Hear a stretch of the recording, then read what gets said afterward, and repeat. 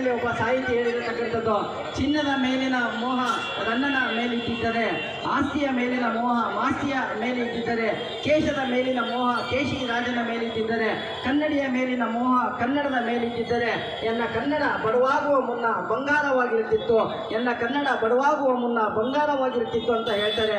ಈ ನಿಟ್ಟಿನಲ್ಲಿ ಇವತ್ತಿನ ದಿವಸದಲ್ಲಿ ನಾವು ಕನ್ನಡವನ್ನು ಮಾತನಾಡುವ ಪ್ರಯತ್ನ ಪಡಬೇಕು.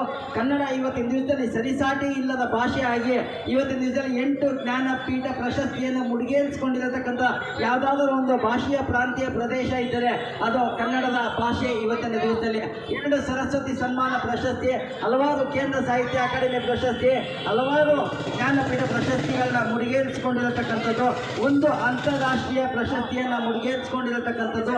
ಈ ನಿಟ್ಟಿನಲ್ಲಿ ಇವತ್ತಿನ ದಿವಸದಲ್ಲಿ ಸರಿಸಾಟಿ ಇಲ್ಲದ ಭಾಷೆಯನ್ನು ನಾವು ಇವತ್ತಿನ ದಿವಸದಲ್ಲಿ ಈ ನೆಲದಲ್ಲಿ ಹುಟ್ಟಿ ಬೆಳೆದು ಹೆಸರು ಮಾಡಿರತಕ್ಕಂಥ ಮಹನೀಯರನ್ನು ನಾವು ಸ್ಮರಿಸುತ್ತಾ ಈ ಭಾಷೆಯನ್ನು ಮಾತನಾಡತಕ್ಕಂಥ ಒಂದು ಪ್ರಯತ್ನ ನಾವು ಮಾಡಬೇಕಾಗಿರುವ ಒಂದು ವಿನಂತಿ.